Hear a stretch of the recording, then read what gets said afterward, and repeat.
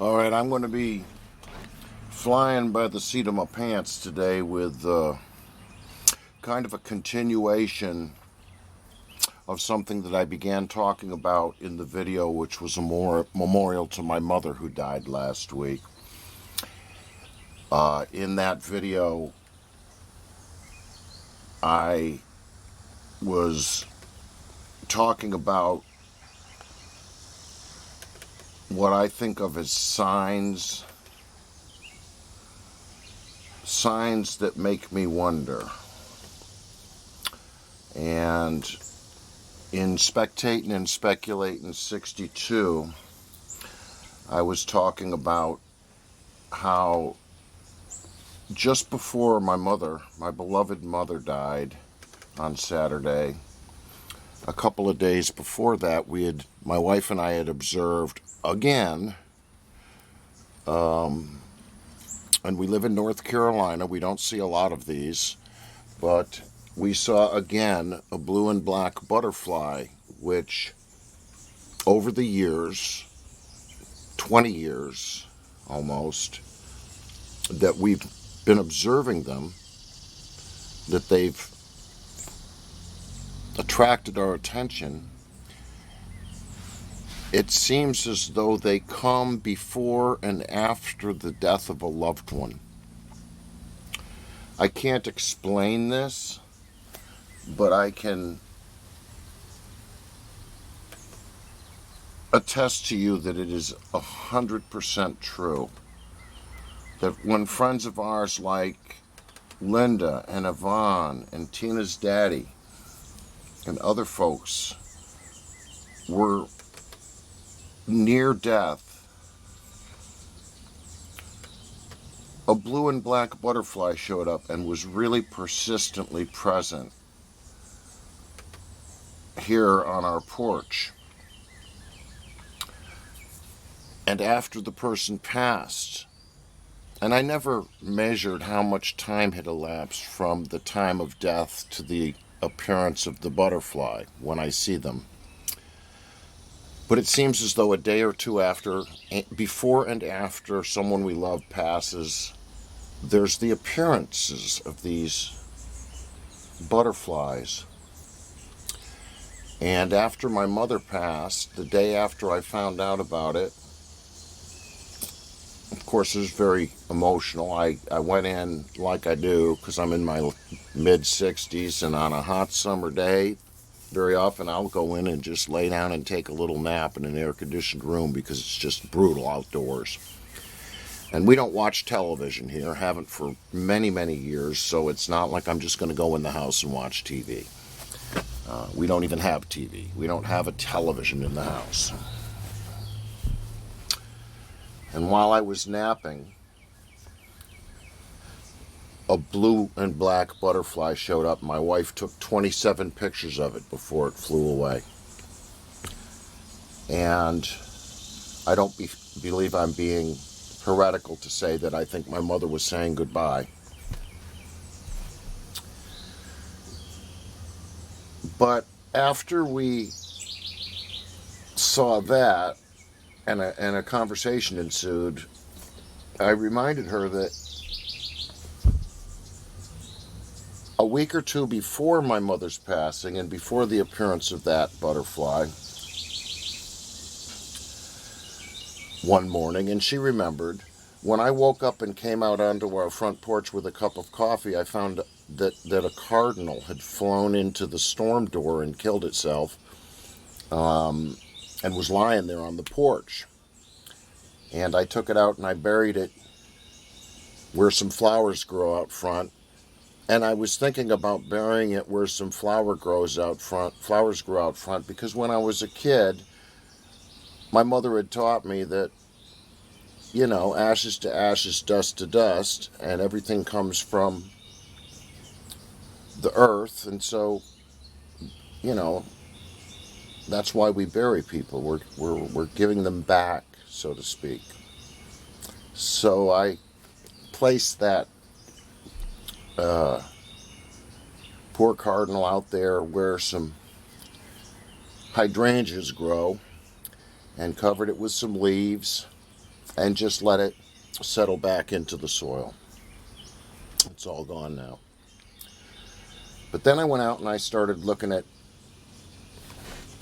what, we'd never researched, like done a search online to find out anything about black and blue butterflies or cardinals or dead cardinals appearing somewhere, and whether in mythology or any kind of indigenous folklore there might be something that could speak to that. Okay? And, I believe in the supernatural, and someone might say, oh, that's weird. Well, if you believe in the resurrection of Jesus Christ, you believe in the supernatural, so don't let it stop there. Okay? If that can happen, a lot of things could have happened too, and still can. And if we're told that to keep ourselves watchful for signs and wonders and that creation declares the glory of God, well, if we're in communication with God, maybe we're open to a dimension of communication that was not previously available to us. So I never ever underestimate the love and wisdom and counsel and comforting that comes from my Lord. It's harder for me to think of these butterflies and this bird. It's harder for me to think of it as just coincidence that these things happen. They've only ever happened since I came to faith. So, since we live in a time when knowledge has increased by way of the internet, what can we learn about a red cardinal? I'm going to go ahead and read this. While the red cardinal is often seen as a positive spiritual symbol, especially when associated with the death of a loved one, it's not typically interpreted as a direct symbol of death itself. Okay. Instead, many believe, words like many are unhelpful. I'd like to know who. Many believe that seeing a cardinal, particularly after a loss, signifies a message or presence from a deceased loved one, offering comfort and a sense of connection to the spiritual realm. If there is a heaven, if a loved one dies and goes to their reward, which is to be dead in the body is to be alive with Christ, then this could very well be one of the inexplicable connections with the spiritual realm that a real practicing believer would have available to them. But the internet continues. And remember, when you do a search on Google nowadays, because of AI, we are able to very quickly shuffle together, regardless of the source, a library full of answers to whatever question you've asked. And for those of you that are, like me, kind of a digital dinosaur, you were born before the personal computer and before video games and before cable television and before MTV and American Idol and so forth.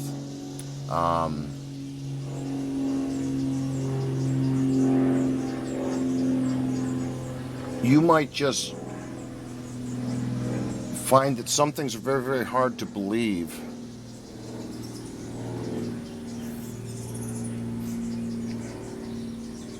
Because the technology of our childhood and youth was so much slower and had so much more face-to-face human communication. The entire world has changed. Which is why folklore and the actual source documents of various belief systems are really helpful to the Christian believer, because these things help us sift through the corporate and commercial and monetized and for-profit aspects of information spreading by way of 21st century media. Okay? The cards are stacked against the person who has discernment, but they're even more stacked against the person who does not have discernment and who doesn't search things out. Okay? To rely on the opinions of other people could be fatal. So I like folklore because a folklore is not an opinion. Okay? It's remembering a consensus.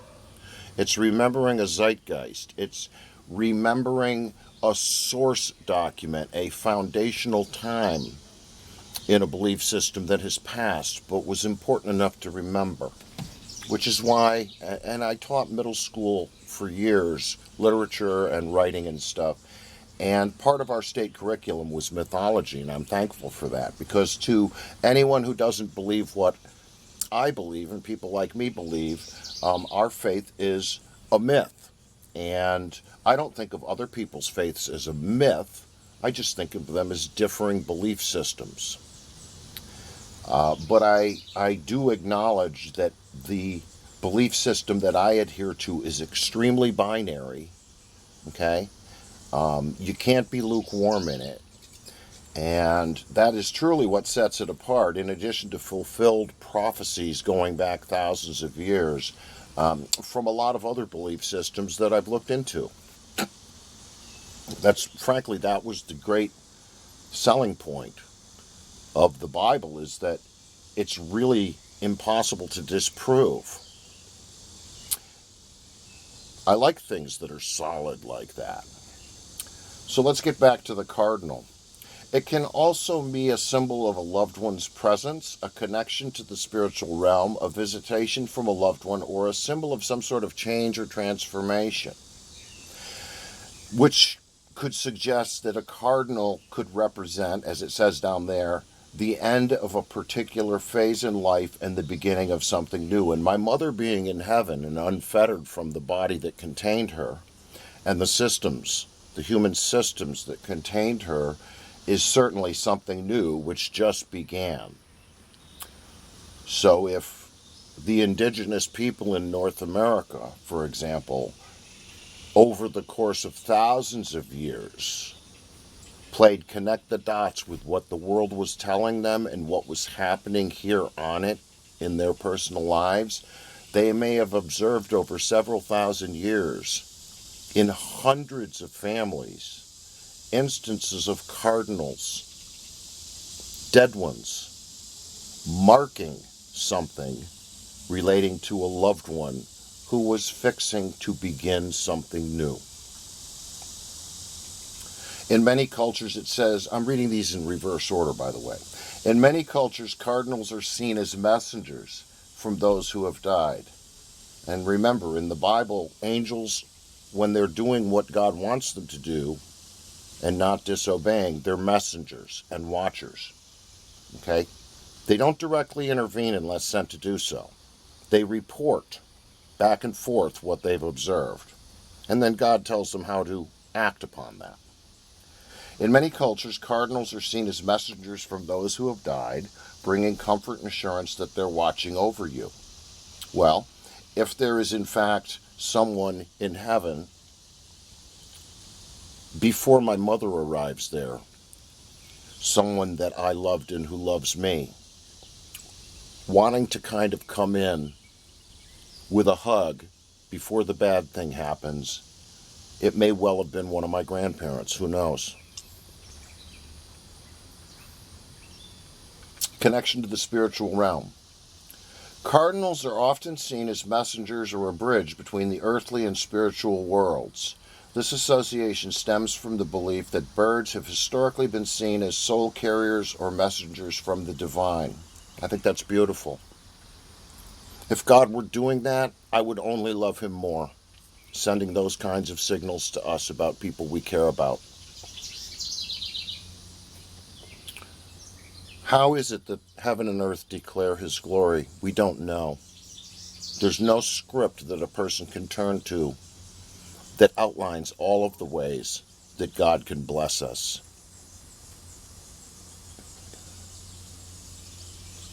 Finally, symbol of a loved one's presence. The most common interpretation of a cardinal sighting is that it's a visitor message from a departed loved one.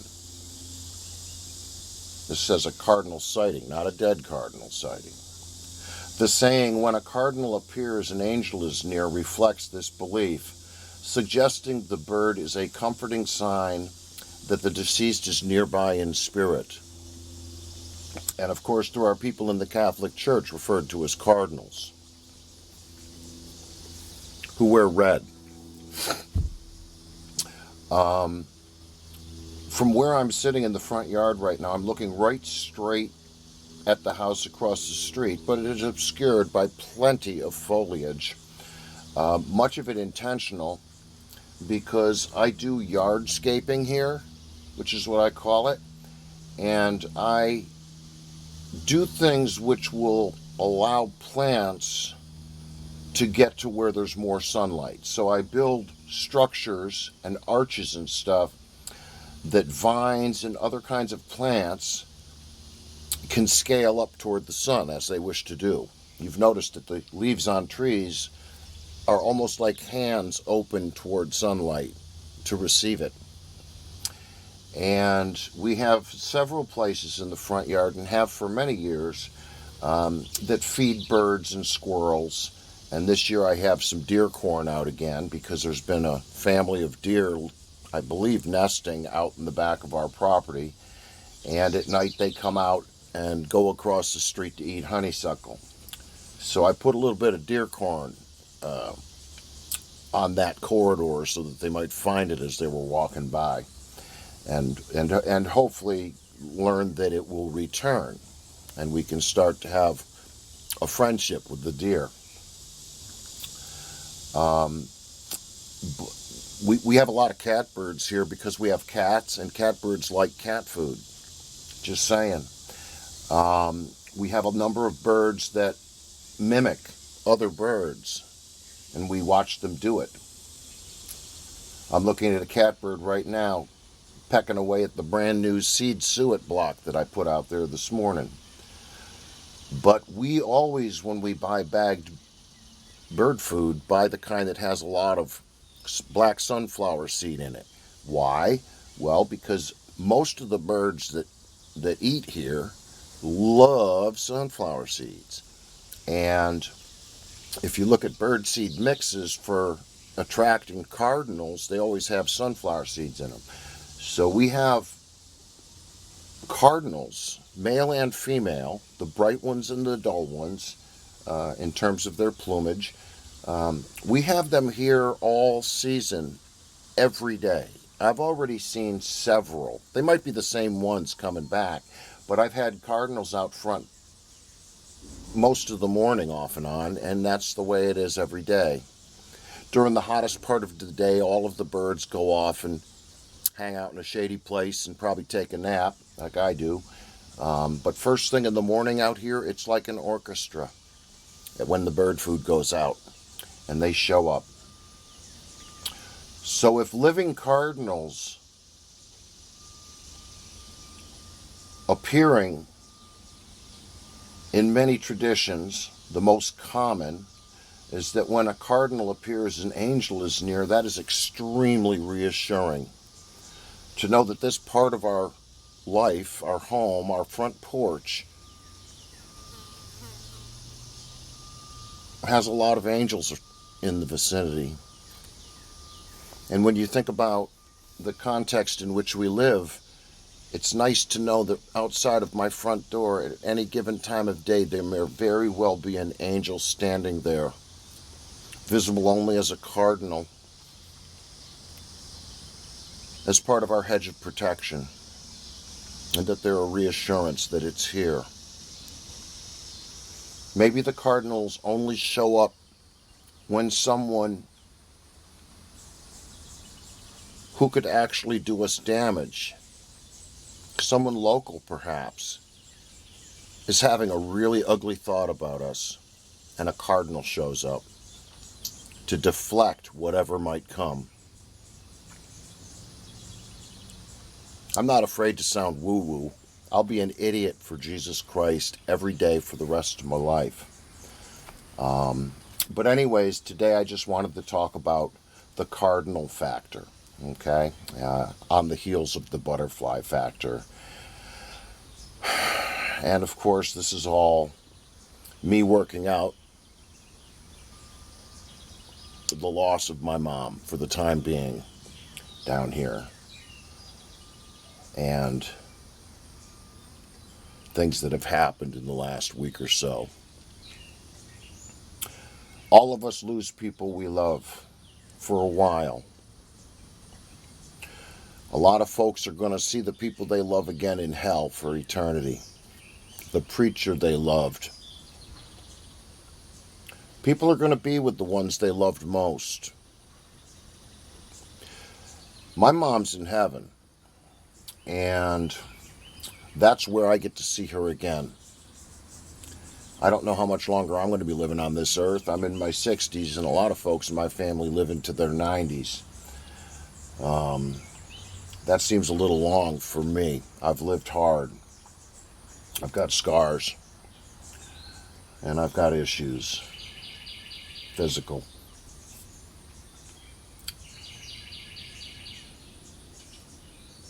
And who knows? You know? I've said before, all the faith in the world in a preacher won't save you from the mail truck running you over by accident if you're stupid and walking off the curb in front of it.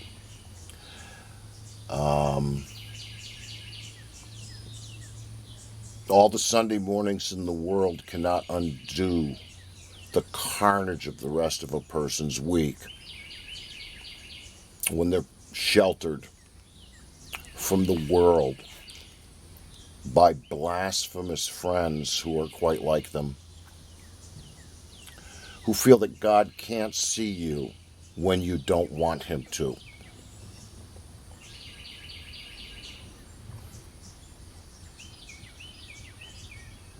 God can't send people like that a sign like a dead cardinal, because all they'll say is, "Ew," and kick it aside.